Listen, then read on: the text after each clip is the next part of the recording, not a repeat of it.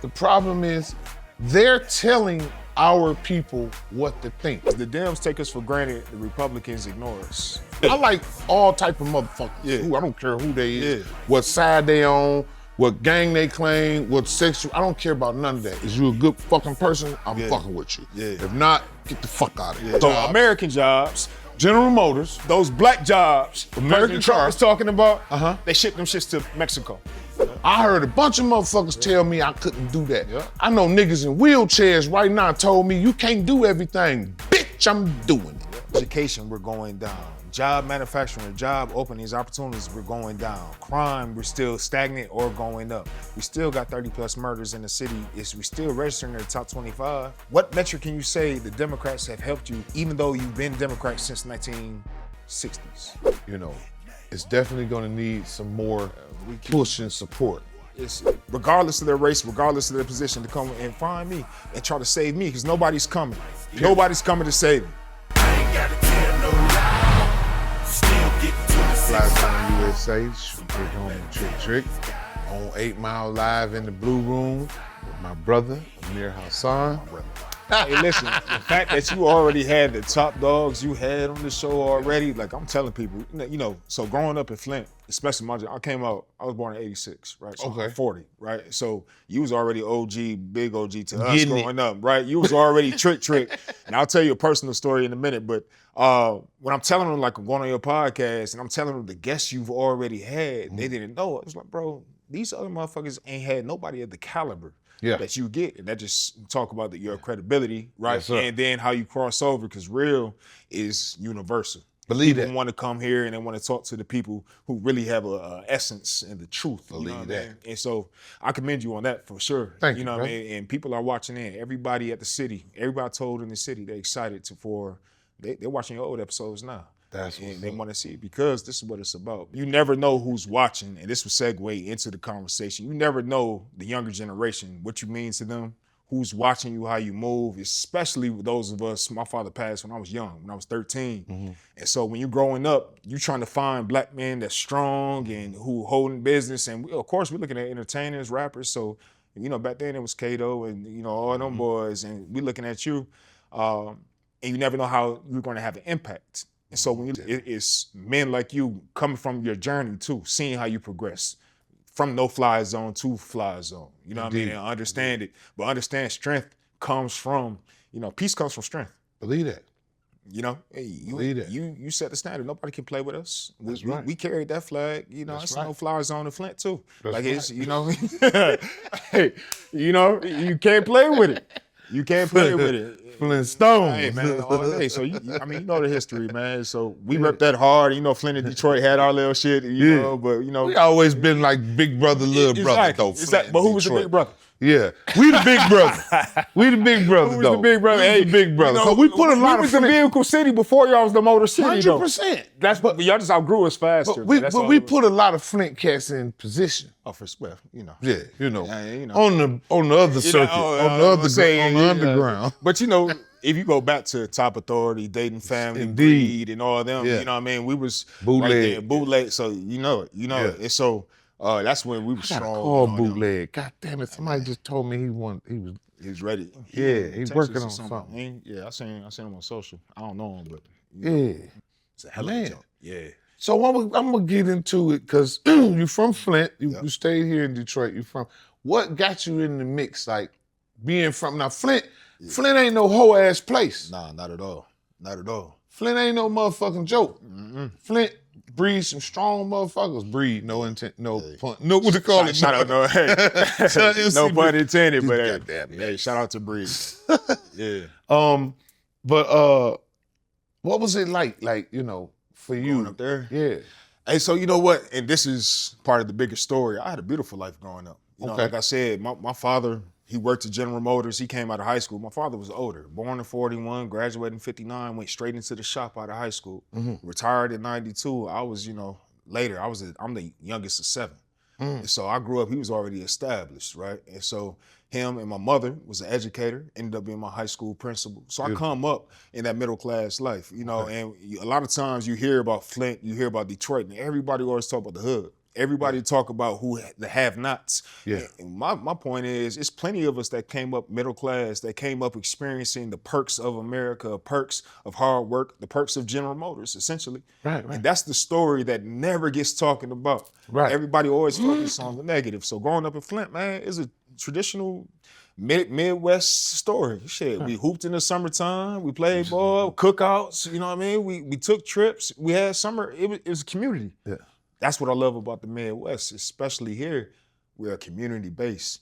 OG, I done lived all around the world. Did you go to college? Yeah, so I went to Flint Northwestern High School. I'm a Wildcat. Okay. Wildcats, baby. You know, I know the history.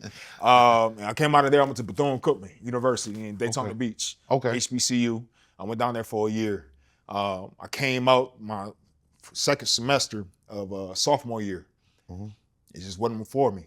So I said something had to do something. You know, I didn't want my mom to pay for college, so I joined the Navy. Okay. Yeah, the Navy sent me to Italy for 2 years. And Thank you for your service. Yeah, well, I appreciate it. I always say it saved my life, not in the streets wise way, but it saved my life and it opened my eyes. You go over there and you realize like, oh shit. It's people that look like me that don't have anything in common with me, don't walk like me, talk like me, have different interests. It's people that don't look like me that have something 100% in common with me, right? And then you're seeing different cultures, you're seeing their food. It just opens your mind. You know, I was still a Flint guy, so I didn't take full advantage of it the whole time. What that made me think. Why do you think, you know, especially us, brothers and sisters, why do you think we're so close-minded to opening our minds to understanding? I'm gonna just jump to it. We're so close-minded to understanding the benefits of a conservative lifestyle. You know, now, because I don't do political gangbanging. You know what I mean? Whoever is whoever. I like all type of motherfuckers. I don't care who they is, what side they on, what gang they claim, what sexual. I don't care about none of that. Is you a good fucking person? I'm fucking with you. If not, get the fuck out of here. That's, you know, I love everybody, everything. For sure. But, you know, conservative lifestyle is and I'm from the shit. You know, penitentiary, crazy house, dope, Flint, all the bullshit. 75 up and down. I'm like, dog, and I'm looking as an adult now, and I'm like, yo, this makes more sense, guys. Like, look, we all want better for our children. We all should be inclined to want to hustle we all hustle and get money anyway to take care of our families like this. So why not find the legal way where you can get more hustle? You don't got to look over your back and you can make bigger plays, bigger flips. And you start getting into that stock market. You start learning the games, tax codes. I'll tell you what it is, you know, studying psychology and all that. Growing up in a Flint, a Detroit, Saginaw, Muskegon, Benton Harbor, growing up where it is tough. Sometimes you got to focus on survival before you can ever dream to do anything more. Period. You know? Yeah. And a lot of times, especially, so you talk about political, and, you know, I don't gangbang politically, but at the same time, I'm firmly on the right. I'm firmly Republican conservative. And so you have to understand, when I look at the policies, when I look at the public, I ain't always been, hey, believe me, it's a journey.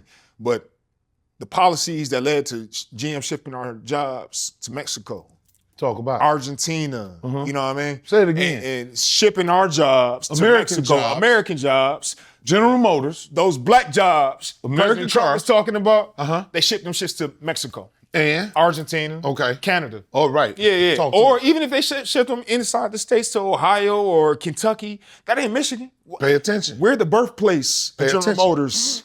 In Flint is the birthplace. The birthplace of Ford, Detroit. So we should be honored. Yeah. They should make sure we have something here the whole time. All the time. So if you ship those jobs away and you don't replace that industry, yet we've been training people to go on these jobs for decades. Yeah. What do you expect them to do? And then add the crack epidemic. Dropped it right on them. So you shipped our jobs up, but you shipped that work back. Yeah. Say, come on, bro. Dude, sound like you whispering, bro. You got to say this shit out loud. They shipped our jobs away, but they sent that work back into our community. And so then, now look at it now. Okay, so boom. We don't have the jobs. We don't have the industry, manufacturing. We have crime. And so when the left talks about defunding the police, Who you gonna call? Ghostbusters? But where's all the crime at? And then you look at, as a nation, I think last I said it was like 80% of all black folk are related are in the inner city. So if crime is an inner city issue, police are the ones that clean up the crime, but you're defunding the police. Whose side are you really on? That's a psychotic statement anyway. It's like block off the sun. That's a psychotic statement. And, defund the police. I mean, and it was a trigger statement. It was a trigger statement. It's stupid. It's not common sense. I'm not, I see the police as another gang, personally. Yeah. Myself. Yeah. But I know a lot of them motherfuckers, and some of them niggas is good people outside of what they do, outside of their job. You know what I mean? So like I say, you judge everybody as an individual. And, but I'm not a fan of the organization. Nonetheless, you gotta have them motherfuckers because somebody gotta bring some type of order to anarchy. When you got people out here that running home invading, kicking. Bro, every weekend, it's so much crime that goes on in these inner cities with these scanners and radios going off. Like every 30 seconds, it's a violent crime taking place. And let's flip it from the other side. So 2 things.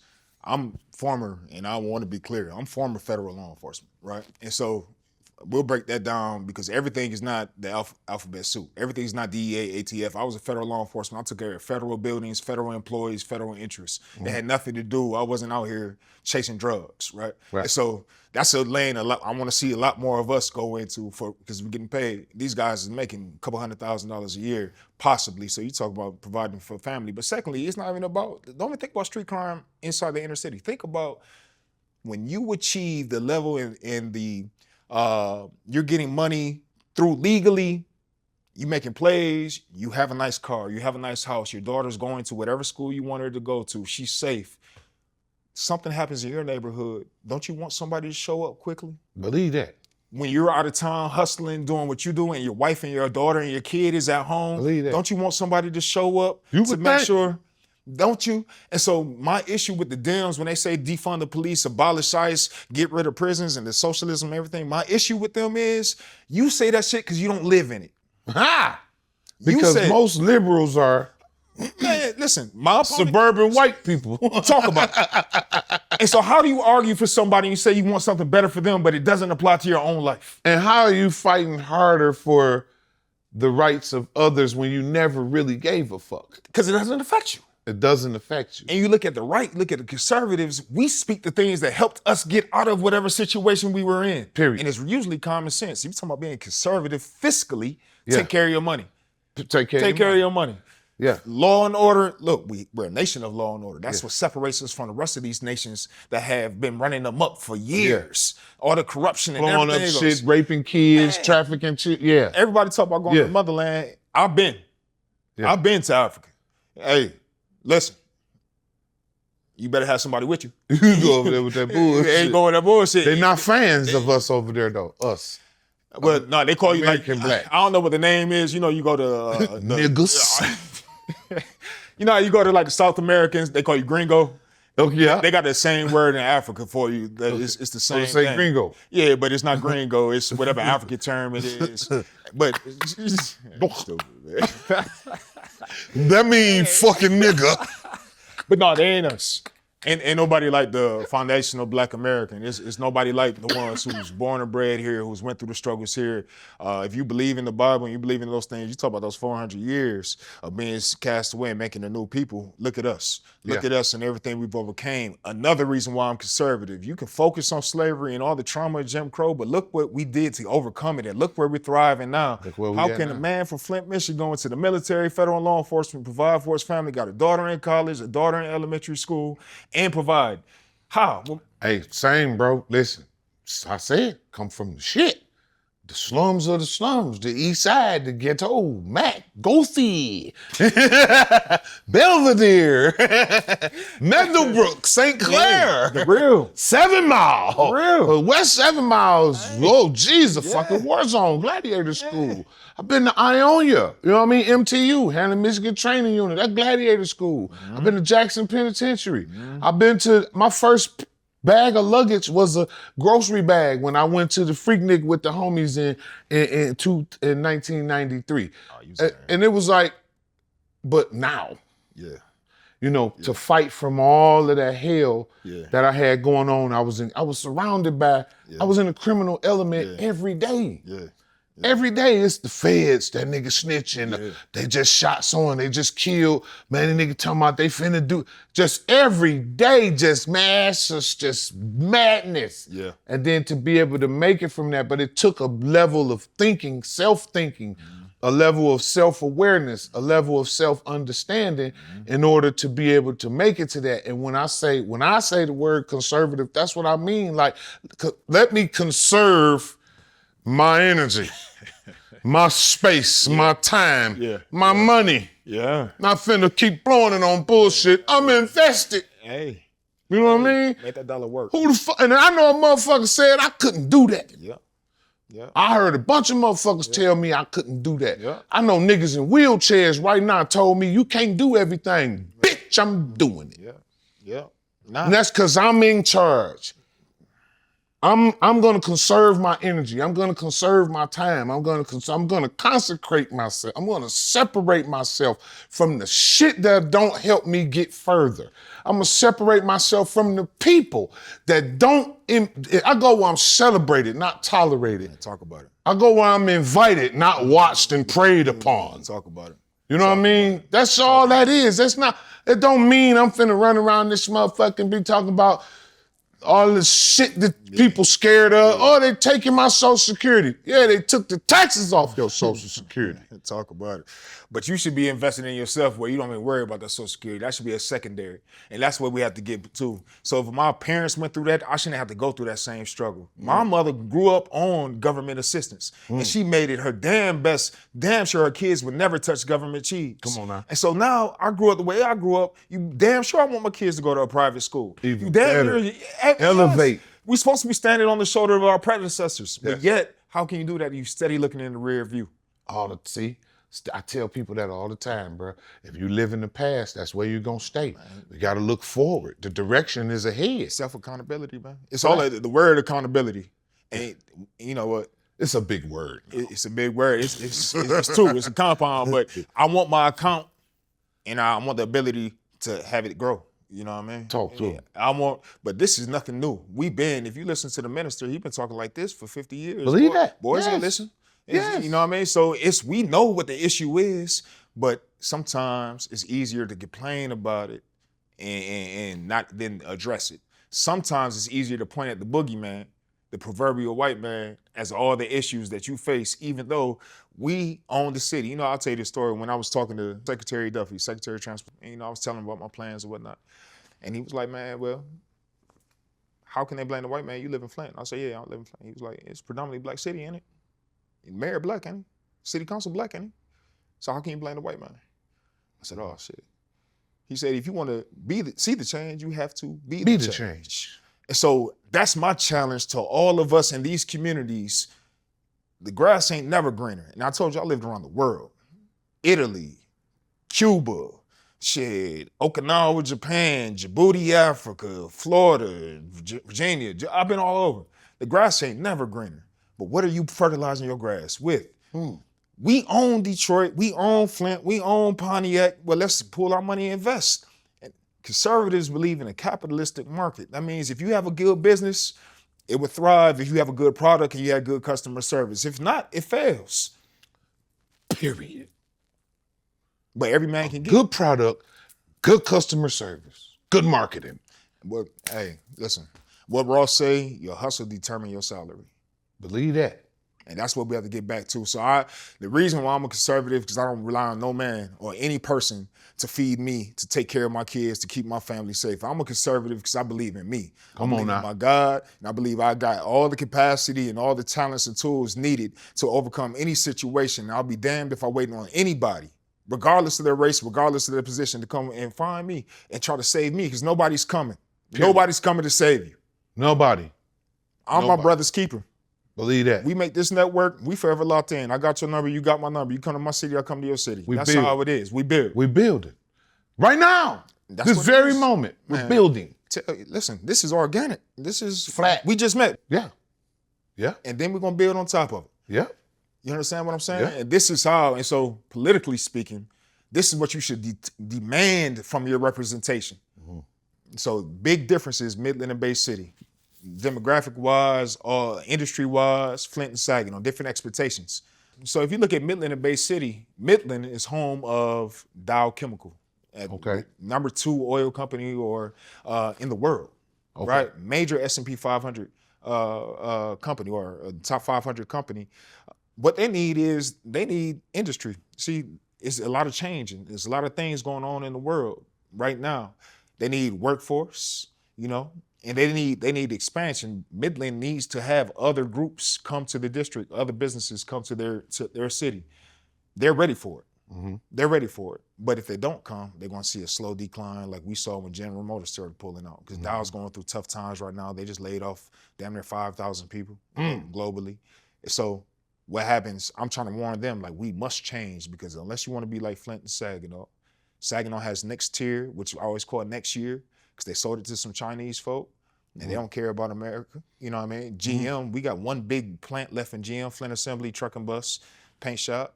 The whole city used to be GM. So that one's still working. I mean, that's still going. Yeah. So you go down 75, you'll drive right past that one. But that's it. It used to be the whole city. Right. And so what do we need? We need to wake up. That's what we need. We need lower taxes. We need to cut the bureaucracy, cut the red tape so small business and entrepreneurs can thrive. We need safety. We need our kids to go back. I graduated high school in 2004. We had 22,000 kids K through 12. 1,500 K through 12 now. Damn. 1,500 K through 12. Is that because the population naturally? Yeah, Because when I left, population was like 105, and now we're down to 80. But what it is people are still making a decent living, and they're sending their kids to the suburbs, right? So if you live in Flint, their kids are going to Grand Blanc, Davidson, Flint, and Flushing, Swartz Creek. And here's the issue. You live in Flint, the big city, you're sending your kids to the suburbs that are all Republican ran. Flint is the Democrat city. So what should I tell you? Yet you complain when you go to these other places and say, they look at us funny, or they don't treat us right.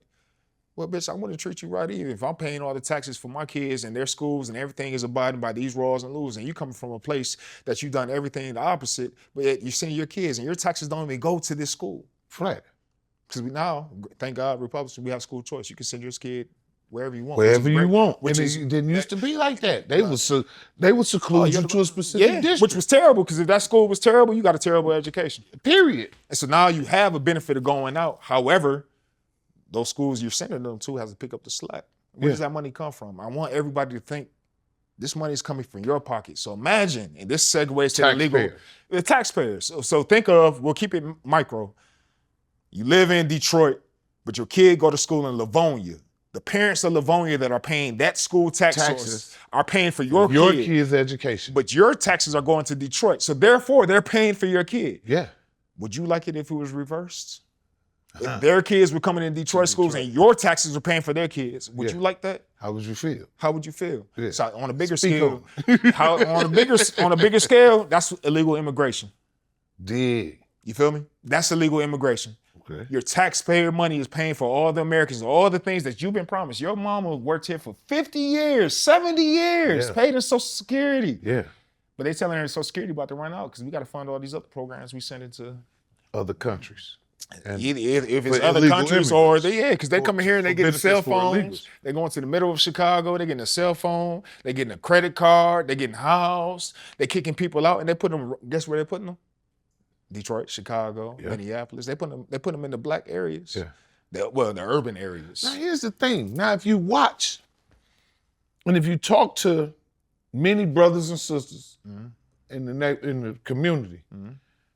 They feel the same way. Here's the thing, once again, that bullshit liberal agenda, white liberal agenda. And you did it. The problem is they're telling our people what to think. Yeah. And when it comes to matters like that, they tell them what they want to tell them, and then they make them feel a certain way just by feeding them certain information.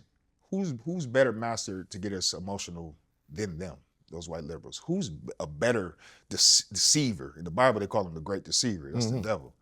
Who's better than them at deceiving us? But here's the problem. I can't blame we it all. think like most of us think the same. Yeah, we feel the same way. But I can't blame Dems for that, because what I say is the Dems take us for granted, the Republicans ignore us. Because I never met a Republican, and that's part of the plan. The Dems kept us field trips going to Lansing and speaking with all the Democratic members. They never took us to the Republicans. But on the flip side, a Republican never came and knocked on my door. And I didn't live in a bad neighborhood. Right. So what's your reasoning for not coming and trying to speak to us as if we can't be nuanced and balanced and see things from a different perspective? Right. So what I learned is this has nothing to do with it. Yeah, you what the fuck you want. Man. This is what the fuck you want. The government is to create, it's like hoop. The government is the court. It's the boundaries. It's the rules to the game. Play that bitch how you want. Play it how you want. You could be John Stockton. You could be LaMelo Ball. Yeah. Play it how you want. Or South K. We use the Pistons. Yeah. You know what I mean? You can be them. Yeah. Play it how you want. But the Dems try to tell you, no, you must. You got to do it like this. The point guard must run down, set it up, call that. That's what it is. And they're the only ones we see on TV. You turn on the radio, it's all Democratic talking points. Yeah. It's all sensibilities, or it's all emotionalism. And the fake, like what I like to call fake leaders. Oh man. These some of these celebrities, these radio personalities and comedians that's so overly emotional about, motherfucker, you rich. Man. You ain't been down here with us. You ain't went to nan fucking gas station in the fucking hood. You ain't been to nan community event helping these youngsters, passing resources around. Shut the fuck up, dog. Right. For real, dog. Right. I want to say some names, but I don't really want to be a prick. Then they gonna say, oh, he being the bully again. But some of these fucking comedians, hey, nigga, tell jokes. Right. Radio person, put some music on, bitch. Yeah. Even some of these fucking rappers. Hey, dog, get your ass in the booth and rap. I don't give a fuck about all that other shit you talking about. Get your ass in the booth and make me some music, bitch. Yeah. Get your ass on stage, Mr. Comedian, tell me a fucking joke. Other than that, shut the fuck up, nigga. It's a couple. You don't run shit around here. Now, I know many organizations that I'm involved with directly, participate in on a daily basis, invest in, support, move with, walk with, pray with, and say, I don't never see none of these niggas like none of this, none of it. It be us. It be us. Shout out to New Era Detroit and Zeke. Yeah. All church on the move, that way, all across the nation. Yep. Resources to our people, information, just support, just every day it's about, like, you don't never see none of these people that call themselves our leaders. No. And they're the ones that's taking this white liberal agenda and giving it to, and paying them niggas to tell our people that shit. And so many of our people dumb enough to fucking fall for it. That's what I don't like. They've been, we gotta put political no-fly zone on them. You know what I mean? Flat. You know what I mean? Flat. Because some people should be told to the face, shut the fuck up if I bust your motherfucking head. That's what they've been doing. And shout out to Peacekeepers. New Era Peacekeepers is our version in Flint. Brother Jalil Muhammad, he's doing the same thing. And we're showing up the same way because it's up to us once again. And, X talked about it a long time ago. When the entertainers and the athletes become your leaders, we're doomed. We got a problem. Flat. It is no disrespect, man, but that's just not your lane. You give an opinion. But here's the thing. You don't get to dictate. Well, and I seen you said this on another podcast. That's what really made me fuck with you, man. Is men ain't men. We ain't leading like we're supposed to be leading. Right. They being real effeminate lately. Right. Real emotional lately. And being told it's okay. And being told it's okay to be a jellyback. And a jellyback. Yeah, they being told it's okay to be a fucking jellyback. Hey. That's what you're hearing. And so now we're telling men to be men. Stand up, provide. It doesn't get easier. It only gets tougher. That's why you have to be tough. And tough is not no fake guy tough, walking around all big and bad. Tough is no matter what comes on your plate, you are dedicated and you know you got this. I'm a problem solver. Because your lady and your kids and your mother and your father are dependent on you. Yes, sir. That's where we are. And the young men coming up under us, they're dependent on you, how you walk, how you talk, how you handle your adversity.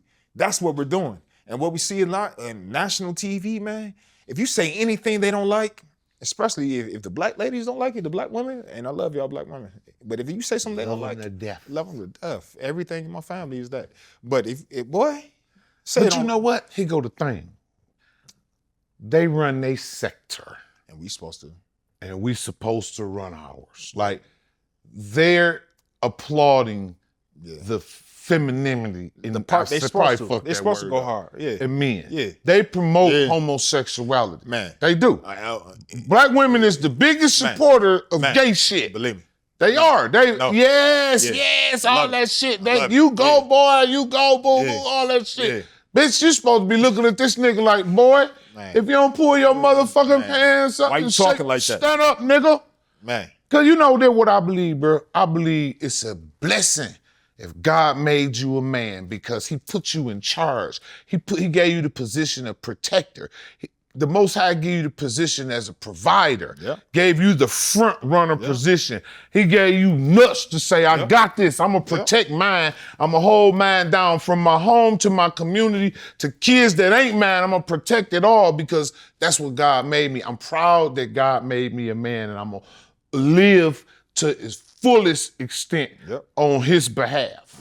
You know what I mean? And play my position so that I will always serve a purpose to the existence and the continuous of life and my people. So the strongest opposite, right? Opposites attract, right? Yeah. So you got to be Superman on this side, so you're going to attract the most Superwoman, right? Flat. And the woman, you spoke about the man, the blessing of a woman is she's the nurturer.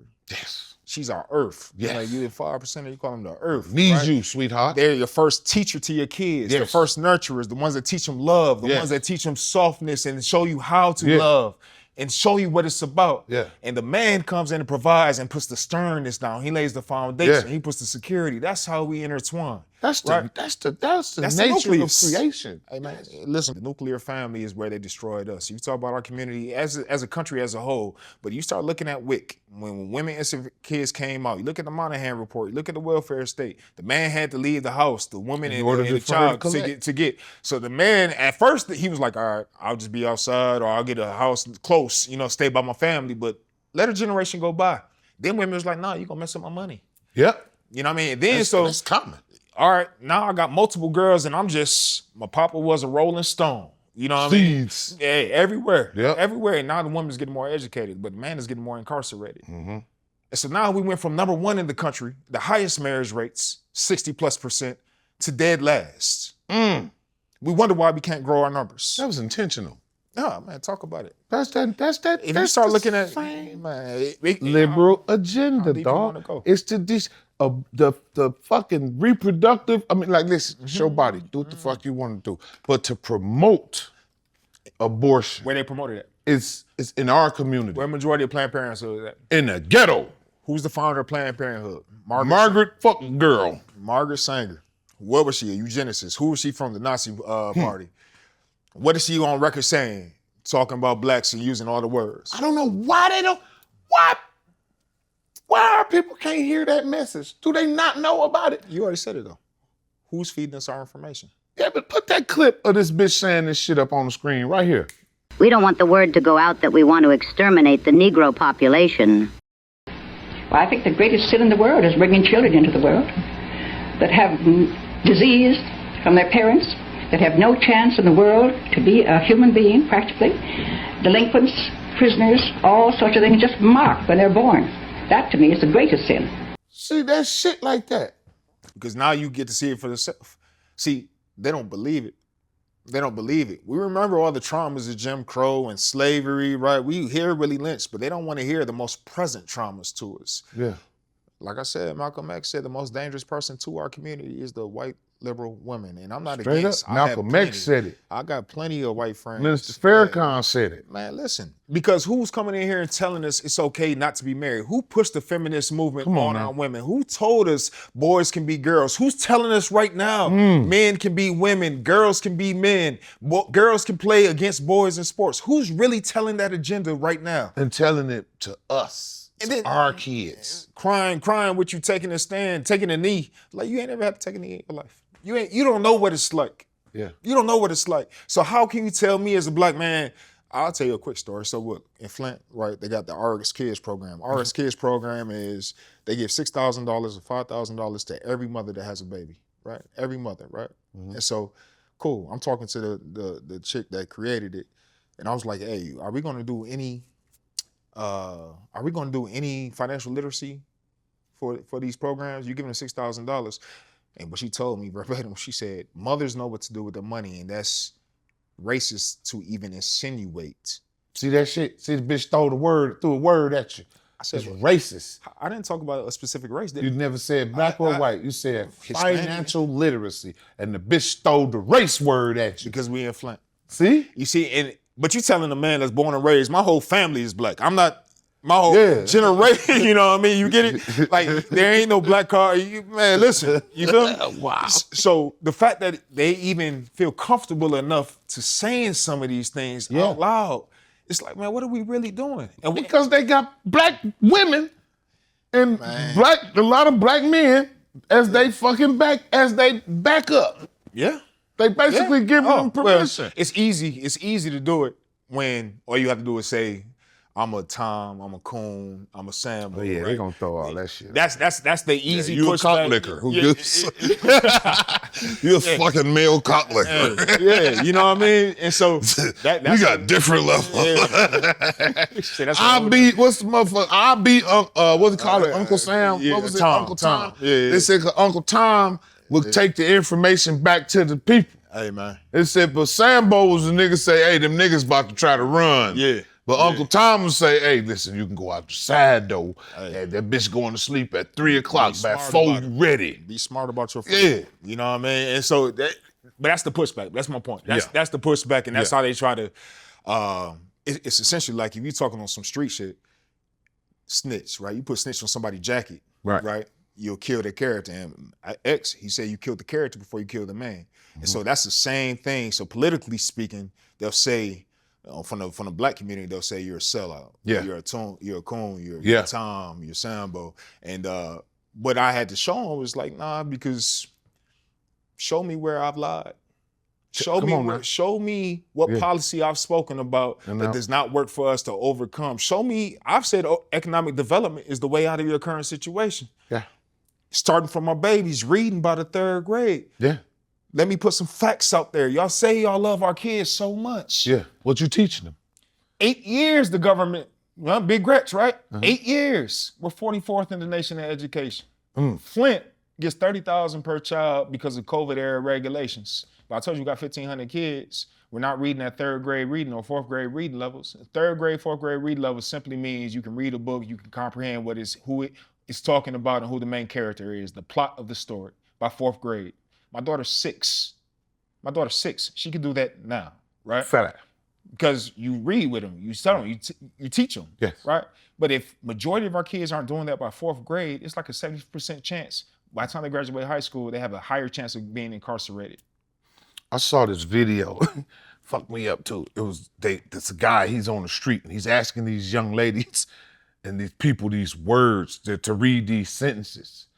And so as I'm looking at it, naturally, I can read the shit, but I'm looking at it and I'm like, so I said to my grandbaby, she's 10, can you read this? And she go, brrr. I was like, Now see, she's a genius though. But you work with her. Yeah, her mom, yes, and she goes to a good school too, you know. And that's what we want for our babies. Yeah. So we know what's possible. And but the point is, we're sending all this money at education, yet we're 44th in the nation. Mississippi, you'll hear a lot of politicians here in Michigan speak about the Mississippi miracle. The Mississippi miracle, Mississippi don't have no money. It's one of the poorest states in the nation. They went from damn near dead last in education to top 10 in the nation. Simply by, they started flunking kids again. They brought back literacy coaches, you know, and so they made sure they had extra people to help them read. And if you weren't ready to progress, we held you back for another year of education. Period. Because when you graduate high school, how many kids we graduating that can't read, that are illiterate? Yeah, clearly. And so, or they can't take instruction, or they can't adapt to environments where they have to apply, you know, life skills or whatever the case may be. So long story short, that's what we need to focus on, the desired result. The desired result is having an education base, a childhood that's raised properly where you can read by the proper benchmarks and you can be a productive member of society, far of the distractions, far of the deflections they're preaching, and have your best chance. The more money we get in people's pockets, the more they'll understand the conservative values. Well, I think we also need to implement a strong importance on, you mentioned it, I mention it all the time, financial literacy. 100%. I mean, like I said, children are graduating college, getting their first checks reamed and going crazy because they don't understand taxes. They don't understand tax code, tax law, you know, the things that you can do. You know, they would rather criticize a person for understanding that tax law, taking advantage of that tax law, someone like a Donald Trump, rich as fuck, and say he sucked because he filed bankruptcy. It's like, dumbass, take notes, because the nigga's still rich. He's fucking president. Why are you talking shit? You work at the store. Shut up. You don't got no skin in the game, cuz. You got to listen to a rich nigga in order to be. Russell Simmons told me one day, I said, he said, what you want? I said, I want to be rich. He said, well, you want to be rich, you better get some rich friends. Hey, breadcrumbs. I did. Yeah. I'm rich now. They leave hints. Yeah, then they share information. If you ask them, they'll tell you. If you're in a room with a bunch of rich motherfuckers and you keep going to the room where they at, it's only a matter of time before you pick up on the knowledge to get your own back. Listen, I think John Hope Bryan said, if you hang around 9 broke people, you're going to be the 10th. Come on now. You know? And so that financial literacy, it took me a while. You start touching a little bit of money. I'll tell you what really solidified me. One year I had to pay an exorbitant amount of taxes. I'm talking about a salary worth of taxes. And you'd be like, oh, no, hell no. We're going to figure it out. We're going to figure this. HSAs, FSAs, 529s. You're going to figure out how to divest your money so you can get some of that money back. You're going to max out all 401ks, IRAs. You're going to learn. It's legal. It's legal. Borrow money against yourself, right? You're going to start learning these things but to circle back to the very beginning, if we're always in survival mode, if we're always worried about, are we going to eat today? Am I going to be safe today? How the hell can I dream? And how the hell can I sit here and focus on some money that I'm just stretching to make till Friday? And so that's why it's important we get back to the foundation, the fundamentals, having 2 parents at the household. That's important why we have the jobs we have now. I push the skilled professions so heavy because electricians, 4 years in, you're over 100,000, guaranteed. I'm trying to tell them. Guaranteed. Bro. So you can't tell me about jobs being an issue if there's jobs going unfulfilled. It's lots of jobs being unfulfilled. Skilled trade jobs being unfulfilled. For free. You have a skill center here in Detroit. We got a Job Corps. We have a Job Corps in Detroit. You have a Job Corps in Flint. They feed you, they house you, they train you for free. From the ages of 16 to 24, you apply, you get accepted for free. You go out of there, you can get a good union job or non-union job. Any skill, masonry, carpentry, plumbing, you can get it. I think probably some of the problem is I think too many of our youngsters want to be fucking content creators, and they don't want to work. They don't want the jobs. Hey man, I mean, and a lot of youngsters are making big money on this social media stuff that they do, and I applaud that shit. You know what I mean? But it's like rap. You know, you got Eminem, and then you got, you know, it's like Rolls Royce, and you got the Hondas out there. You got the Hondas, and you got the Kias. Kias. A long way, you know. And this is how I feel because that is the number one profession for it. You got heavyweight heads, and you got the other weeds. That's a real thing. But here's the thing: go and content creator, but learn the game. So it's just like music. Okay, Kanye, he rapping, but producing as well. Writing credits. So now you get money all the way around. You shoot the video too. You get all that money around. So if you're gonna be an IG creator, okay, well learn the game, learn how to shoot the videos and the angle so you can shoot for somebody else. Write the script. AI videos is big. In the political world, we're using AI videos. Listen, a minute AI video, 1 minute long. A bang. $1,000. So you learn the scripts, you learn how to do the AI prompts, and you can knock them out in a day. You can make $1,000 a day easy. Drone operators, skilled professionals. Drone operators, the fastest growing trade right now. Is that right? Xbox controllers, $80,000 to $120,000. It's like 3 months worth of school. Right. Because everybody usually think about it, real estate. You about to buy some property, you want to have an overhead shot, Right, you right, need a right. drone operator. If you're looking at the aerospace and defense industry, we need drone operators to survey the landscape. Where's the enemy at? Where's my bombs dropping at? In the military, we call it an after action report. So after the bomb hit, you got to go survey the scene. What damage did I do? Do I need to swing back, circle the block? It's crazy. The drone. You know how Trump say, obliterate them. Send that Reaper back at him. But those are skilled professions. Right. That's what we need. That's what we need. And so, you know, you're right. People don't want to be out in the elements. It's hot as hell in the summertime out here, and it's cold as hell in the winter. Yeah, I mean, I don't think it's an element thing. Most jobs is inside. It's just people have gotten, you know, I think it's stemmed down from that whole father not in the house, mama waiting on that welfare / Section 8, whatever. Yeah. Food stamps, always in survival mode, you know, peer pressure. We can't forget about that. We can't forget about post-traumatic stress disorder that most young Black people suffer from just because of their environment. You know, it's that they're born into environments that turn them to who they are. You have to have somebody to encourage you, influence you, or motivate you to or give you that spark, something that'll take your mind away from your environment and give you some form of focus for you to go towards to get out of the shit, you know, without turning your back on motherfuckers, but you have to leave the riffraff alone in order to get ahead. Everybody not gonna make it. Man. Everybody not gonna go up. Somebody gotta eat McDonald's. Mama, daddy, wife, kids. That's who you're responsible for. Period. Number one. Do that, and then have your partner, your best friend, whoever, do the same with them. Yeah. Then they have the next man do the same with them. And y'all meet at the top. You know, I'm big, you know, we all hip hop and rap. What Jay say? We fall, my homies is each other crutches, right? Yeah. But you can't be my crutch if you're not in position high enough to catch me, man. Yeah. You know, and I tried to. When I went in the military, my best friend, he couldn't make it. Mm-hmm. And now, situation is hard for him. You know, and it hurts my soul, but what you supposed to do? Yeah. Am I supposed to throw away my future? No, you got to figure it out, brother. Pick your bootstraps up. And so now when I get in position, maybe I can swing back and put him in a better situation. You know what I mean? And then try to help him out or make sure. Try to show him. And try to show him. Or at least, if not him, at least his kids. Yeah. But the thing is, everybody got their own path. And what you desire is what your path gonna be. What you spend your time on is what it's gonna be. If you spend your time moping and, like you say, in the past, and still talk about I get it, yes, I understand. Still talk about 400 years of oppression and this and what they did. And I don't want to talk about the atrocious shit them bitches did. No. I would rather not visit that shit ever. It's there, it's stained in my soul. Yeah. But that's what's gonna keep me moving.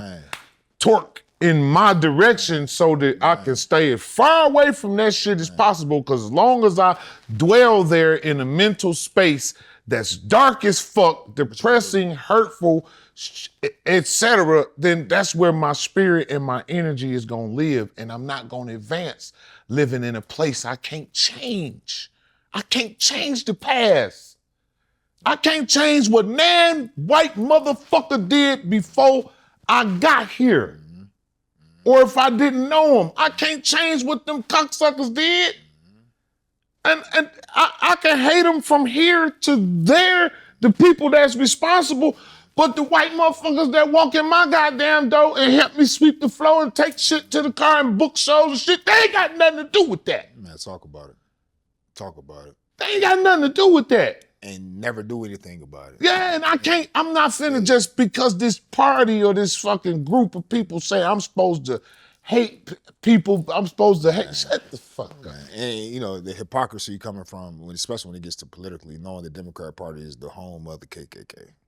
Knowing the Democrat Party is the one that did not want to abolish slavery. Why is that side information? Well, it's because since the Civil Rights Bill, the Democrat Party seems to be the one that cared about the black plight more and introduced the Civil Rights Act, introduced affirmative action. And so when you saw, it's really intertwined with the feminist movement. But when you look at the Republican Party, go back, we had more congressmen like in the 1870s, they were all Republican. Frederick Douglass was a Republican. Go back and look at the original congressmen in this country. We're all Republican. And they love to say, oh, the party shifted. Nah, the parties ain't shift. When this party shift? Because you go back and look at all of them. Go back decade by decade. They've been complicit with all of it. Now, even now, let's look at our state, right? Let's look at the governor candidates you have on the Democratic side right now. And this is one of the big topics I'll talk about. Who are they? So Jocelyn Benson, who's the Secretary of State. Benson, right. She has 3 racial discrimination suits against her right now. Oh, Jocelyn Benson does. Racial discrimination suits from black women. from black women that were on her staff or worked in. She has. She white? Yeah, she white. Okay. They had one, and now this is all alleged. So I know how y'all play. All right. 3 alleged cases? 3 alleged racial discrimination cases. 1 settlement for over $700,000. Settlement means, all right, you got me. And this is the woman running for governor who was running against Garland Gilchrist, who's a Detroit native, right? Who helped Big Gretsch get elected lieutenant governor. So how do you go from your second in command, your lieutenant governor? Gilchrist? They pushed him aside. Democratic Party told him, like, nah, we pushing her. Just like we wanted Granholm, just like we wanted Whitmer, now we want Benson. You run for Secretary of State. So you going from lieutenant governor and they're pushing you to Secretary of State, that's not even a lateral. I thought he was for sure. Man, he would have carried Detroit. He would have. He would, and he's, man, and I'm Republican all day, but he a good call a spade a spade. He's solid. He's a genius. Yes. Like, look what his look at him. Period. If you raising a child, you wouldn't be mine if he followed his path, right? Period. And so you tell him he's not good enough to at least try to run for the governor of the state, and the Democratic Party has him step aside, right? And have a person with 3 racial discrimination suits, 1 settled, all types of She's going to be ushered in Detroit. We was talking about that no-fly zone, political no-fly zone. She already was in here. She's going to be ushered in Detroit by I'm pretty sure, some heavy hitters. Because the mayor go walk around. Hey, that's y'all city, man. That's some slick shit though. The way they get behind, each party get behind their person, but yeah, but you know what I mean. Gotta give the people a chance. Right, that's what I'm saying. The credibility is not real if the credibility don't come from the people. Exactly. That's the machine. People should be able to say, nah, we want dog. Man, we don't really want her. It all comes back to manipulation. And this will even go further. You talking about the Voting Rights Act that was just repealed and everybody was in the hoopla. Oh, they're taking away the black vote. They're taking away, well, first of all, that was in Louisiana. And if you look at that district, man, that district went across the whole state of Louisiana. It was like some squiggly line where they basically tried to find all the black people and put them in. But this is how smooth they are. OG, how is it not racist, prejudiced, or biased to tell me just because I'm black, I must want whatever he's selling because he's black? As if we can't have opposing views. Period. Saw that. So you got a guy from the country, a guy from Muskegon. No disrespect to Muskegon, but it's not, you know what I mean? Detroit's how do y'all have the same exact views when y'all have different realities? Period. Maybe you're messing off agriculture out there, so you're gonna care about stuff that focuses on agriculture. We care about the automotive industry here. Right. So just because we black, we supposed to feel that that's our person because yeah. And so secondly, you look at Tennessee, it's like, oh, Voting Rights Act, the Democrat that it was affected, it was a white Democrat. The Republican was a black woman. And they were saying, you're getting rid of all our black opportunities for representation. It's like, how? It's a white man, it's a white Democrat in the seat. What you're really saying is you mad because black Democrats or Democrats won't be able to control black areas as easily as they have before. We come so far where it's really getting to what King's talked about. The content of your character, the strength of your hustle. What do you truly want? What do you believe in? The values. I want everybody to get some money, go buy some land, get a garden, get a horse or 2. Yeah. Go experience what it's like to be out in nature and talk to God. Yeah. That's what I want for my people. Yeah. That's what I'm on. Or if you like me and you want to live in the inner city, come back to your city, you want to see your city thrive, you want to have a business, you want your kids to have fun and be safe, come back and invest there. Invest, yes. But it has nothing to do with this. It has everything to do with this. That's right. And that's where we're lacking at. That's where we're lacking at. They have bamboozled us to swapping and conflating symbolism with representation. Yeah. Barack Obama was a great symbol. Man, go to school, be smart, beautiful family, witty, talk well, articulate, Nigga dress got nice. my vote twice. Hey, man, no, hey. Hands down, dog. I wasn't even thinking about it. Yeah, I fuck with dog. But you just said, who introduced? This man was just on TV talking about every man, every young black boy should have a gay black mentor. And he said that we should vote for he went to Yeah, I saw it. vote for the young lady, and just because. But when Rose reversed this past cycle in Virginia, when Lieutenant Governor Winsome Sears, black woman, immigrant, right, came to this country, did things right way, Marine Corps general, Lieutenant Governor, Republican, when it came for her to run, he backed the white lady. Spanberger. Democrat who said she wasn't gonna raise taxes. And First nigga month in threw office. that black card on us. Oh man, listen, don't vote for the black woman, vote for her. NAACP backed her, the white lady. So NAACP back to white woman. nah, backed her. They backed her. Yeah. And then first thing Not she the did when she sister. got in Congress, first thing she did as governor is raise taxes 15%. Whoop. Look it up. Tell me I'm lying. And so What's her that's name again? Spanberger. Spamberger. Yeah. Spamberger. April Spanberger, something like that. April Span. Yep. So that's what she did. She was a general. She was the second in charge. Black woman. And like I said, it's not about it, but if you're gonna play that race game, Obama, if you're gonna say vote for her just because, even though Kamala locked up how many people? You know, and that was her job. She was a top cop. But don't come into the community and say you just cared about us so much as if you made provisions for weed to be a lesser charge. That's never been your play. That's never been your play. So what I'm tired of, Ma'am, you can't get that black card played with me no way. Your husband white. man. Get your ass talking that black See? shit to me. Hey, listen. Get the fuck out of here, man. Just stand on the side you stand on is what I'm saying. Yeah, Stop- dog. What you talking about, Yeah, man? stop playing it both sides. Stop playing it both Yeah, 'cause sides. they was straight was playing when they was playing in our face last time. 100%. Man, they had her out here doing the cha-cha slide. She didn't even do the Tamia hustle. She was doing the cha-cha slide. She She's just twerking on stage. Man. I was like, this is so fucking embarrassing, dog. Man, and that's no Oh, disrespect. my Look, God. they gonna get mad because she a Howard alum and all that. But Man, eat a Hey, listen, dick hey, with that hey, shit. I listen. don't give a fuck about none talk of that, about it, man. nephew. Hey, nah, I'm just None saying. of that shit mean Hey, a I love bitch the ass realness. thing to me. I love the realness. I'm telling you what it is, and I'm telling you how Yeah. they come in. They it's the emotionalism, and they get us all riled up about some shit that don't matter, and then they parlay it into those votes. They get out the votes. You remember Diddy had that whole get out and vote campaign, and Jigga did the same. Look thing. what they did to his ass. Yeah, man, they voted on him. They voted They on him. voted man. on Yeah, they make it entertaining. They make it feel like it's something you know, but the truth is, it ain't nothing funny about what's going on in our neighborhoods. It's nothing Period. funny on what's going on in our country. If we talk on a national scale, it's nothing funny about what's going on, what's being pushed, whether it's transgenderism, whether it's socialism, communism. Nah. If let's we having a black conversation. If we talking about us in 2026, we're finally really starting to get to it, Yeah. right?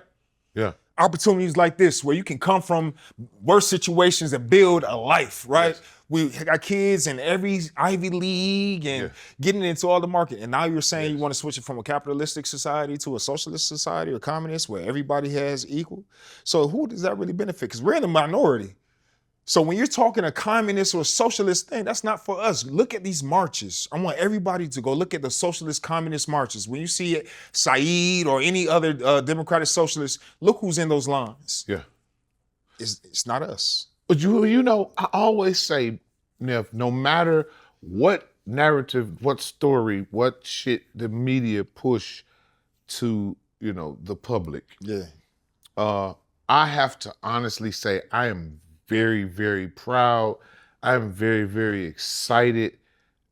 What I've been seeing inside, like not fuck the news, like just being out there with New Era Detroit and Ceasefire and working with different programs and going to different, the other one, I was just in Cleveland the other day. There's so many different, Beat the Streets the Beat the Streets program in Cleveland and Detroit, and they're everywhere. And like this, and I'm seeing the youngsters, what I call nephews, the 42 Dougs, the Vezos, the Ant Beats, and these brothers is getting it, and they thinking for themselves, and they not be and they're influential, and so their message is be a boss, think for yourself. A real nigga take care of his family. A real nigga that I got everything got to do with a vehicle. It's my business, man. You know, real niggas is walking back on the outside of the street again. You know what I mean? With the woman on the inside. Real men are holding doors now. Yes, ma'am. Yes, sir. It's coming. And I see it. So that's why I feel, that's why I can honestly be like, fuck who don't like it, because I'm seeing the change. It's a lot of us there. And speaking on, you know, you named some of my favorite artists, man. We look at Vezo talks about ownership and entrepreneurship a lot. I know he got a juice shop. He got his family, doing good. His old lady and all that. He been a businessman. Well, no, he speak about it, and it comes through. And like, if you truly listen to the words, it comes through in his way he promotes it. But you know who's been doing his payroll? Payroll is been. There you go. Been payroll. Speaking on it, man. He been always a boss. Man, what? And it's like, man, it's about business. You fucking money up. You out here doing whatever riffraff. It's about the business and taking care. And that's what we need more of, man. That's what we need to speak on. And then that is financial literacy, right? They always say you got to put the medicine in the candy. Yes. And you got brothers like Courtney Bell, who speaks of spiritual awareness regularly. You got brothers like Hydro, who's very skilled on his language and understanding, and he's a boss. Sino, young restaurant owner, businessman. Do I need to start calling some Flint rappers out? Come on, now, give it to me, give it to me. Dog, let's get man. Shout out all the boys in Flint, man, doing it, man. Shout out what's the youngster name? The big boy. I went to hung out with him out there a few times. I don't know any of them personally, man, but all of them, RC Mike, Rio, Babyface, Baby E, all y'all boys getting to it, man. Listen, the Flint, Detroit market is taking over the country, man. Everybody tries to steal the sound, but you can't because it ain't the culture. You know what I mean? We're innovators. We're creators. Creators. It's in our nature. What's my dog name from Detroit who rap like that? What's oh man, he's like a poem. He's like a poet. The new guy. There's a Bruiser. Yeah, Bruiser Wolf. Bruiser Wolf. Yeah. That's like Bruiser Wolf. And you know what? Because just talk about rap for a minute, man. The game had got stale for a minute. It did. Everybody, growing up, we was growing up. Of course, you had D12 and all them, but you always had different flows from Royce and everybody else. And then everybody started sounding the same. So Slum Village and Fat Killers. Man, when Elzar came out, Guilty Simpson. And all that, man. Guilty and all that. That was my brother's favorite. And then you start talking about, the guys, when Coochie Land came out and all them Flint boys came out and started talking that talk, it's like, okay. And then Detroit started talking that talk. And Detroit is like Houston. It's always been independent street artists, always been the major thing, even when you was doing your thing. It's always been the biggest here, but it was local. It was culture. And that's what we need to promote. We take care of ours. Hey. We take care of ours. Yeah, we're going to make sure we good. But no, your original point, men is standing up and being men. If I promote masculinity, I don't promote, there ain't no such thing as toxic masculinity. I ain't saying you got to be the toughest man out here, but you do have to be tougher than any obstacle you face. Tough niggas is dead and in jail. Man, that's it. A tough man is respectful to elders. A tough man is a gangster. Nurtures. That's what it is. Yeah. Call them gangsters. Gangsters say yes, ma'am. Yeah, absolutely. Clean, yes, sir. Smell good, good hygiene. Yes, sir. A gangster make sure his lady has the softest life possible. I always tell my lady, listen, I don't need you to be tough. I want you to be strong, but not tough. Yeah. You understand? Yeah. You have to be, because if I'm not here, you have to raise our babies to be everything they're going to be. Yeah. But I don't need you to be out here arguing. I don't let her. You not want to argue with no man. Ever. That's what you got me for. That's right. You're not gonna be out here acting no type of way, man. Why? Because you can come home and lay up. It's my goal to retire the women in my family. I can dig it. That's my goal, because I want them raising kids. Once you have, I got kids. I know you got. You realize, first of all, how much money you spend on daycare, but secondly, how much time somebody else is spending with your child. So from school alone. Man, from school alone. I'm talking about daycare. Daycare, that's 8 hours a day from the time they're 4 months. And that starts, and it doesn't end until they get to college. And then when they get to college, who's teaching them and who's pushing whatever they pushing? Who on them? raising them? Who raising Their them? peers, their phone. So when is your time? Yeah. When is your time? So circle back. Why I'm a conservative. I'm for home education. Let's talk about it. So I know you had RFK on here and he's good with the health and home education. So the issues in Michigan and the issue federally is we don't have the right to choose. And so what that means is the money goes, all your taxpayer money for education goes to public schools. I want to make sure the money follows the child. So if you say my kid needs to go to a private school, or he wants to be homeschooled, or he goes to an alternative pod school, or a vocational school, or a parochial school, the money I'm paying out of taxes, that $15,000 attached to his body goes to that school as well. I don't care if it's a private school and I'm paying tuition. They still deserve the same amount of funding as everybody else. Because why do my money go to the public school when I'm sending my kid to a different school? Period. And why do they deserve less government assistance?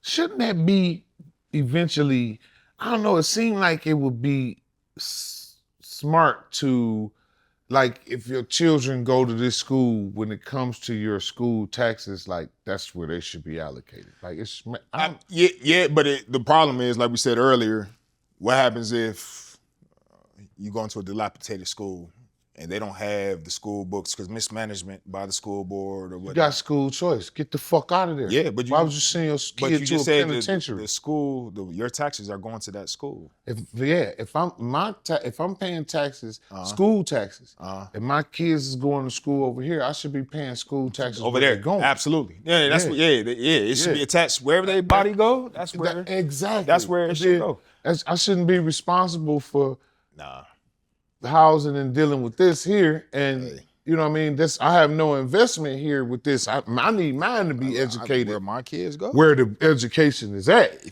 You want me to send them to this school that's around the corner from me? Well, improve that school. Improve that school. And you know what it is. And I told you I come from an educator.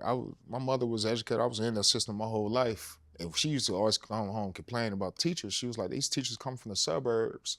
Instead of teaching our kids, they feel bad for them. So they lower the standard, right? Yeah. Oh, you didn't get to eat. Oh, you had somebody got in a fight or your mama got laid off. Don't worry about doing your homework.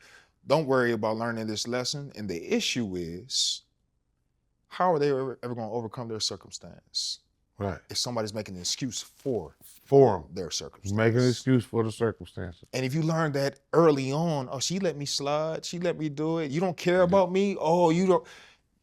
That comes in here, right? Yeah.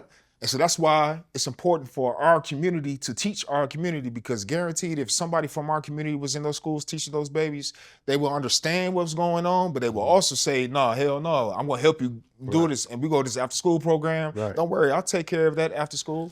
I think too, there needs to be a better representation for the educators. I think the educators deserve bigger and better incentives. Absolutely. As far as, and I think it should be more incentives to enhance the desire to be educators. You know what I mean? If you can encourage a motherfucker to go to the military, which I'm not opposed to. Yeah. I love it. That's my role. Yeah. But you should be able to encourage young men and women to become educators and lay out a platform or lay out some things that would enhance that desire. What do you think is lacking in education right now from a personal standpoint? What do you think would incentivize somebody to be a teacher?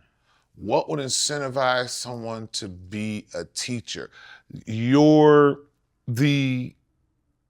ability to educate. Like I always say, if a child fails, it's not the child that failed. Mm-hmm.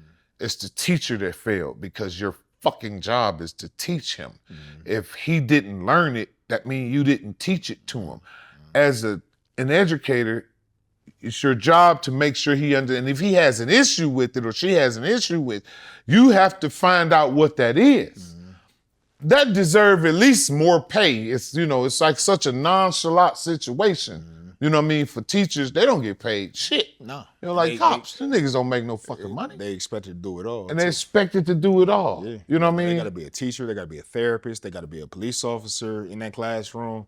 That salary don't cover you got therapist. You gotta be a fucking counselor with these kids. Cause some of you got 20, 30 kids in the classroom, that's 30 different spirits that come from 30 different directions, and over 50% of them come from a destination of hell. Single parent household, probably in these Retarded areas. mamas, grandmamas that don't know. Nah. She just Grandma- cut that thing off. Nah, grandmama 40, Uncles, 42. She's still pervert outside. uncles, right? Grandma young as hell too. She's still outside. Grandma twerking. This a motherfucker don't. This a motherfucker ain't picking up shit. Nah, that's real. But that's why we gotta restore the family. That's real. It's a lot. Yeah, it's a lot. You can see it. Nah. And I think, like, because you gotta think, we just said it. Teachers are more responsible for your children than the fucking parents are. They with the school 8 hours a day. You come home 3, 4 o'clock, mama, daddy get home, whoever, get home 5, 6, 7, whatever. Few more hours is bedtime. Yep. I got a time to tell you, did you do your homework, wash the dishes, Yep. clean up your room, then you go outside with your friends for a minute, come in, take your bath, and go to bed. I ain't got that much time with you. Nah. And where's the love at? Where can you pour into your child at? There is none. A lot. But that's the structure of the day. You got to understand, like I said, I went to school to be a teacher. Right. When I first announced campaign, I said I wanted to do a no federal taxes for teachers, first responders. So for teachers, police officers, nurses, and firefighters, and EMT. No federal taxes. I like that, dog. Once they make under 100,000, because until you make 100,000, and then it's kind of, you have more ability. But that's our core service. Think about who is with our babies most of the day, who responds to our worst days when you can't respond yourself, right? Who's responding in any given circumstance. They shouldn't have to worry about stress of fucking taxes.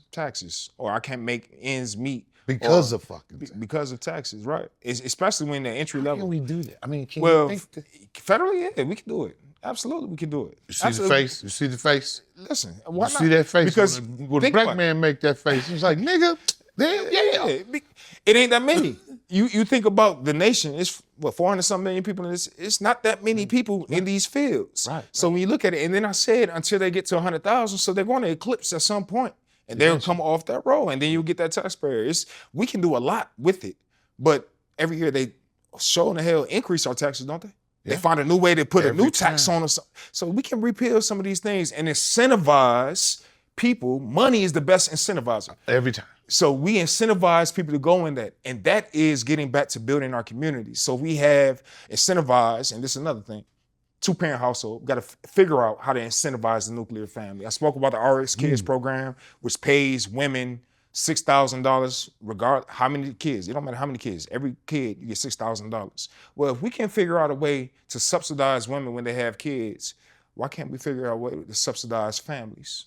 If we know single-parent households lead to higher rates of incarceration, unemployment, whatever else. If we know that, that's no dig at any single parent, single mother, how sensitive people are. I'm not saying, but I am saying it's ideal to have 2 parents in the household. Get your fucking minions, bitch. Hey, it's in this economy, you need 2 salaries.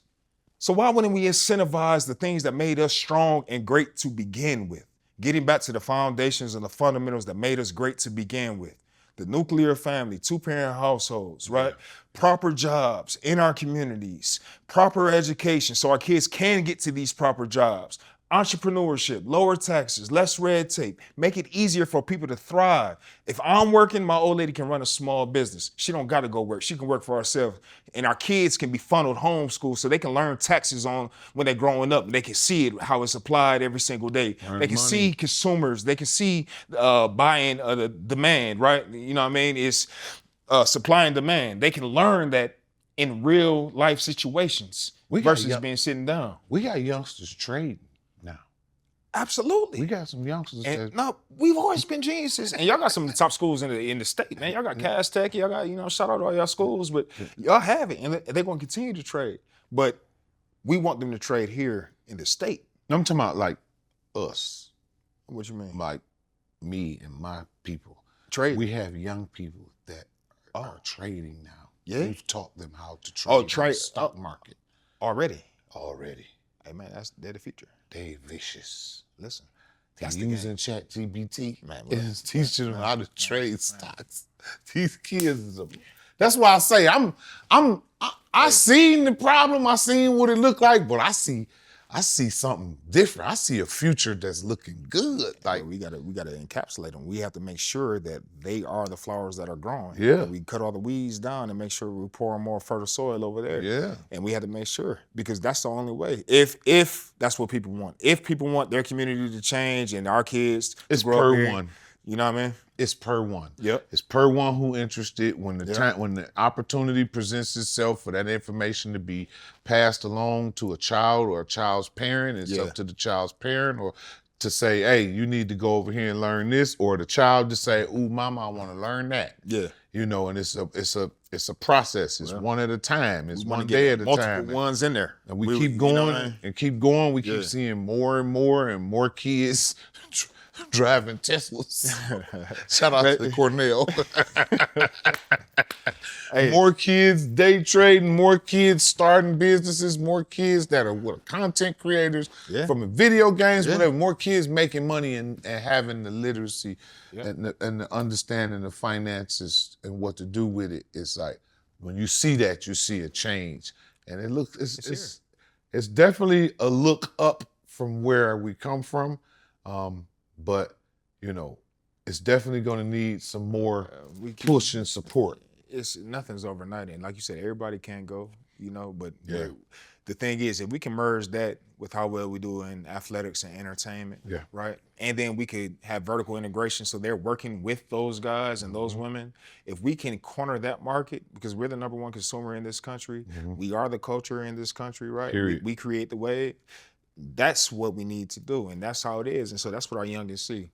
I need a trade. I need a young artist that talks about that trading and getting that money. Come on, I'm gonna put you in the studio. Let me challenge the artists too, and I'm glad. What I want from, especially the rappers here, right? We need a America song. I'm tired of every time somebody's playing "I Love America," right? It's some country or rock song. It don't got to be corny. You know what I mean? But we need something to say we love where we from, because if you love Detroit, you love America. If you love Flint, you love America. You know what I mean? So you love Atlanta, you love America. I'm challenged. And as far as that song gonna be played nationwide. So you talk about getting money, you talk about getting spins. That song is because it doesn't exist. Because imagine, I was just telling nephew, you know, every time Trump come out, he got that record. Yeah. I said, who the fuck made that record? That YW, man, come on. He got the lick of the century. But he'll play. let him have some Carter on the beats. You know what I mean? Like it's something like that. It's something, but it's pride, right? It's something, and it can talk about the content. Can be the content, but just say why you love America from our perspective. Because what's missing, OG, is what's missing is they've never seen this country. When I say they, the country has never seen the way we love America really voiced and articulated. Right. It's only been articulated from their point of view. Well, because go ahead. Well, no. I'm just saying it's always been their point of view. And my thing is, we've had a storied past here, and a lot of people fell away, right? But it's a lot of us that love this motherfucker too. Yeah. And it's a lot of us that's like, man, no, I'm proud too. It's just my pride sounds different because I sound different. We talk different. We walk different. We got a different flavor, but it's the same vibe. And you got to get we have to go and uplift the ones that understand that and so they won't be afraid to, because the reaction from it is going to be those same people we've been talking about, telling them, people that say, when has America ever been great? Bitch, I'm a millionaire. Shit. Hey, what you mean? Right. And I did it on doing some shit I wanted to do. And you had some freedom taken from you. Yeah, many times. So therefore, what if you had that full deck of time that you could have played with and you had the mindset you have now? Look how much further you would be ahead. So this is the only country in the world where I've seen that happen. That you can do that. Yeah. That you can start over, because you can be in India, they have a caste system. Yeah. Right? You can go to these other places, go to majority of these other countries, right? Go to a Jamaica. Yeah. Jamaica's getting bought by the Chinese. Yeah. And they've been doing it for a long time. Hey, them businesses be around here, We need to stop the fucking Chinese people from buying farmland in America. It's dog. the biggest threat. I ain't with that shit, dog. Get the fuck. If Trump tell them bitches this is no fly zone, get the fuck out of here. I'm with that, dog. Y'all shouldn't. Get the fuck out of here with our fruit. Biggest enemy. We ain't got no seeds in our fruit. A strawberry tastes like a fucking lemon now. Bitch, white. I can't stand it. And I'm vegan, dog. I can't deal with it. Hey, China is our biggest enemy. You know, I didn't even go the whole military, so half of my time in the military, I was an intelligence analyst, right? So I chased Chinese submarines, right? And then China, what we do seeing the Strait of Hormuz, they're trying to do in the South China Sea, right? Okay. And those are the two biggest channels. And then you had the Panama Canal. That's industry, that's economy, right? Okay. So the South China Sea, they were trying to shut it down, whatever. They've been fucking with us forever, man. So you look at algorithms on our social medias, when TikTok was the big thing, because China was pushing algorithms towards our children that was different than theirs. They was pushing dances and entertainment to American kids. They're pushing STEM to theirs. They control the algorithm. That's why Trump was like, no, if y'all don't sell this, it's gonna be canceled in America. That's why China has been buying up our farmland. They've been buying land around military bases overseas. They've been buying up African nations and Jamaica and all these places. They're right next to Venezuela. Think about everything we've been doing. That's because China has been trying to increase their profile. You better not let me become the president. I'm gonna kick your motherfucking monkey ass out of here on day fucking one. They gotta go. Y'all, China gotta go. No China. foreign land. No foreign land should be able to buy Americans anything on American soil as far as farmlands and things that can poison American citizens. Period. That's just national security. We should 100 fully support American farmers. American automotive. American. I'm with American everything. Dog. That's what we're gonna get, and then the song gonna come on. They're gonna flip that "I'm proud to be American" with a trap beat, and Vazo and Peasy gonna jump on that motherfucker. You know what I mean? You know I'm vicious with them kind of creations. And we'll drop the intro for it, but I'm serious. America first is what we got to be. That's what's going to protect our families. That's what's going to get us going to the next generation. We have to focus on us, man. We're not too big to fail. We're not too big to be ran through and people destroy us. Every great monarchy or great civilization has fallen, and it usually is from within. So we have to protect it.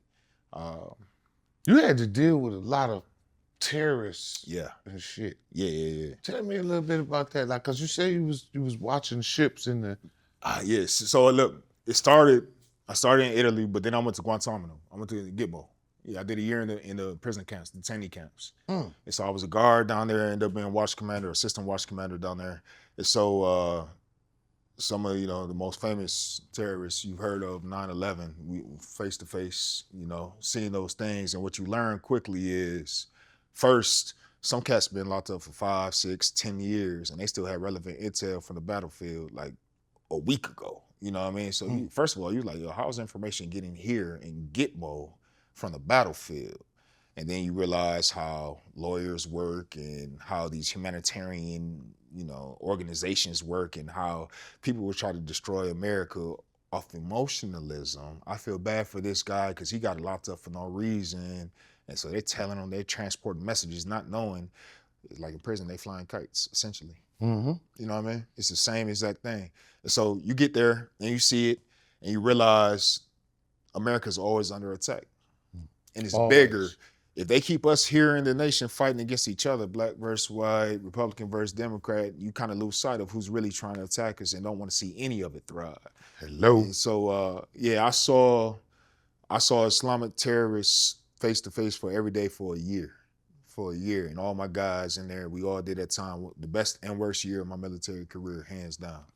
I went from there, I was police then, and then I turned over to Intel, and that's when I did piracy operations. So I went over to Somalia, and we were in Djibouti, but Somalia, and that's when that whole movie came out, I'm the captain now and all that. We were dealing with that.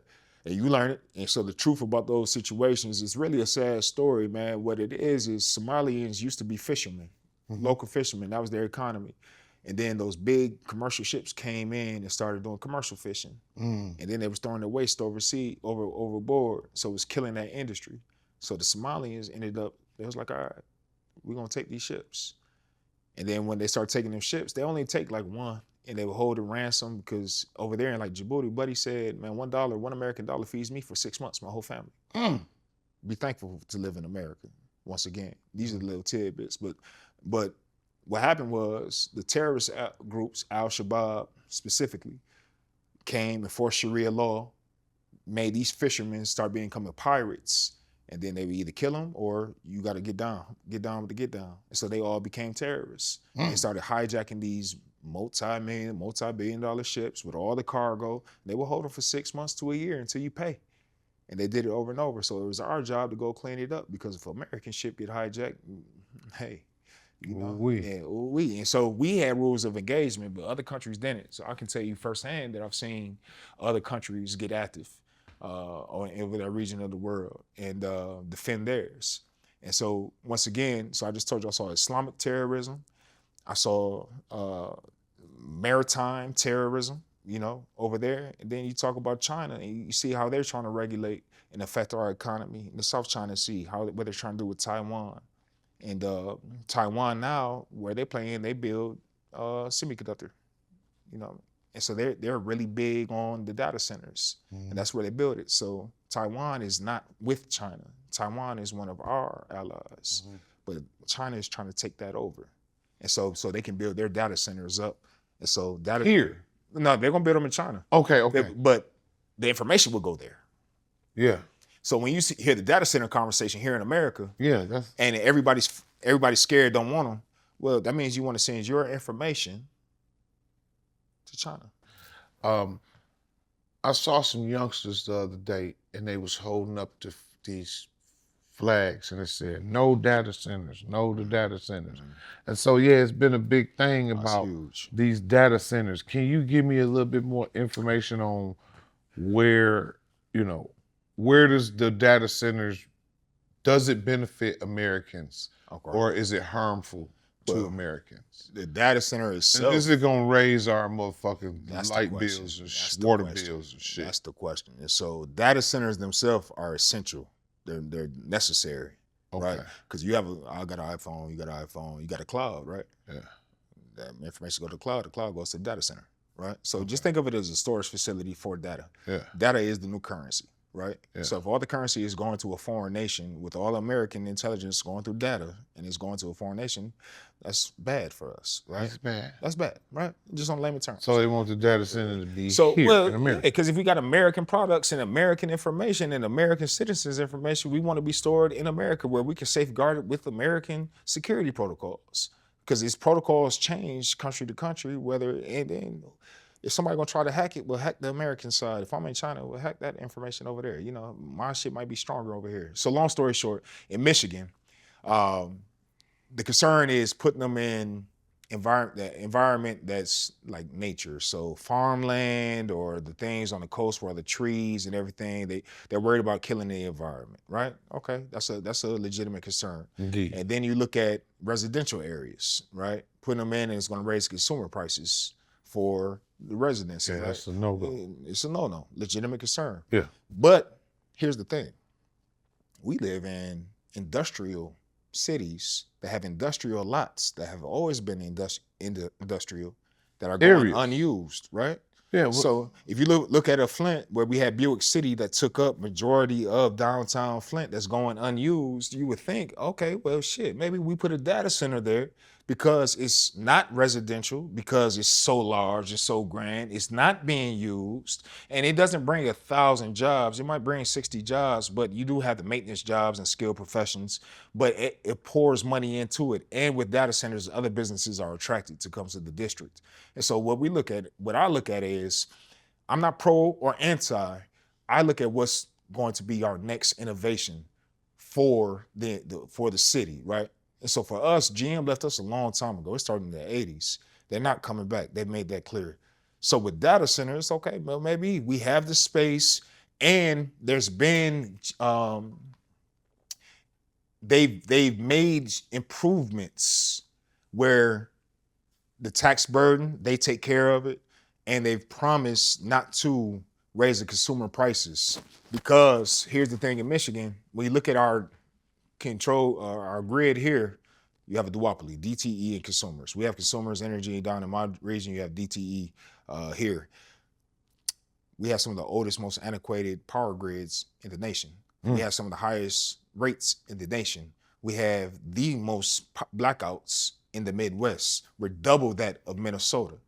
So the power grid has to be replaced anyway. So it's two things. It's two tiers. One, we need to unleash energy. We need to go to a nuclear and natural gases or natural energy, right? We need to incorporate that to keep the prices down, and we need a new grid. If we're gonna put a new grid in, we might as well put data centers in there as well and just make it all work together.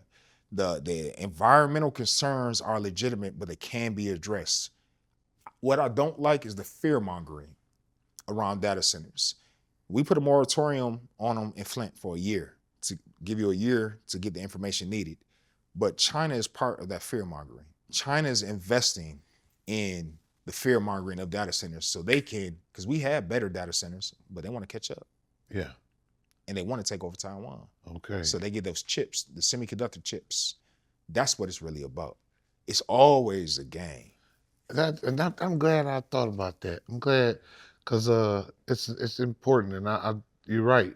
The fear mongering is you never know when you see certain stuff. I don't believe shit I see on social media, first of all, but I do take some information about vegetables and vitamins, blah blah blah, animals, cars, but important information I wouldn't rely on social media to give me because of the fear mongering and the manipulation.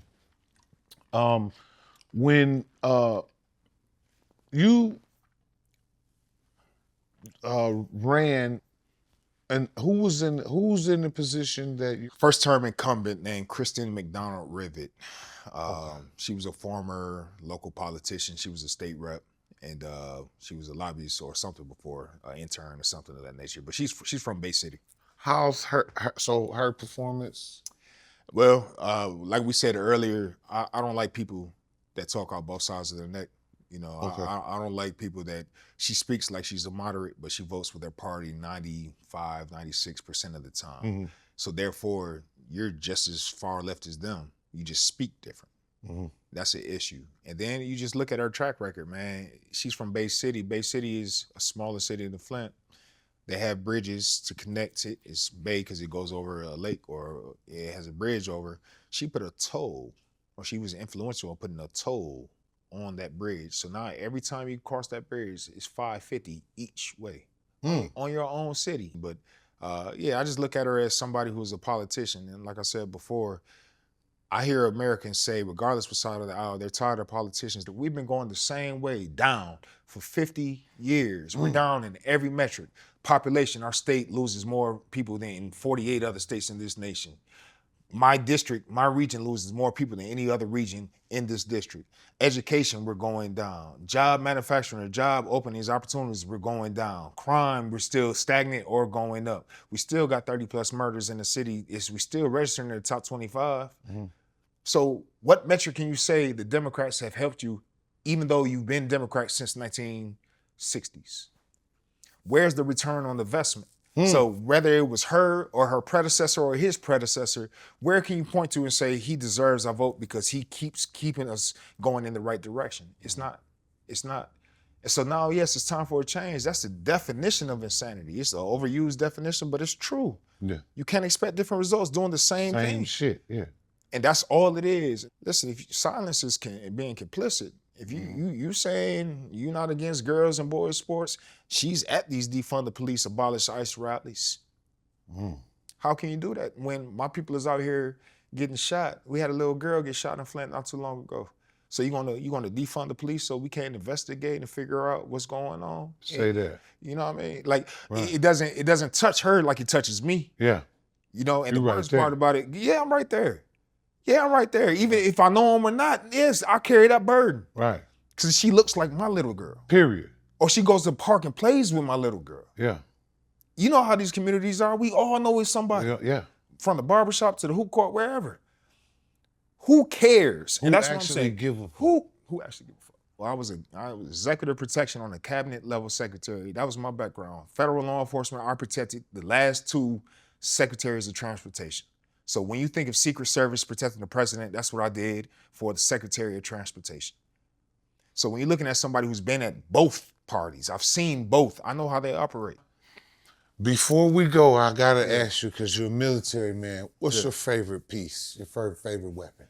Oh man, well we carried, we started carrying Berettas and I hated them because you got the safety on the side, man, big as hell, 9mm Berettas. The thing about a Beretta is why we carried them, because they're indestructible.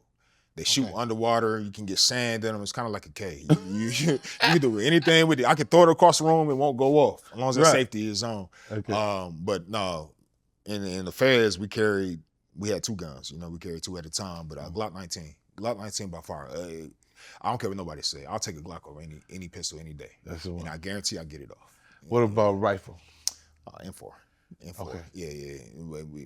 Now, I started building my own, so you get into AR-15s, and started short barrels and, all that.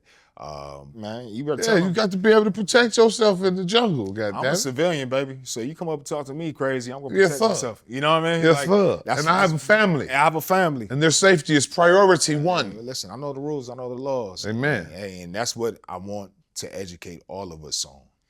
When it's all said and done, what do you want your legacy to be? Somebody that made change and saw an issue and tried to bring solutions to it. As simple as that. There's no title. I don't have ambitions of being president and all that. I want to see change in my hometown. There you go. I've lived around this world. There's no place, as a youngster, as a kid, I said, I'm going to find somewhere to live. I'm going to find me a place, right? For all God took me through, everything he took me through just to bring me right back to where I started. Ain't that something? And you realize everything you needed, everything you wanted was already there.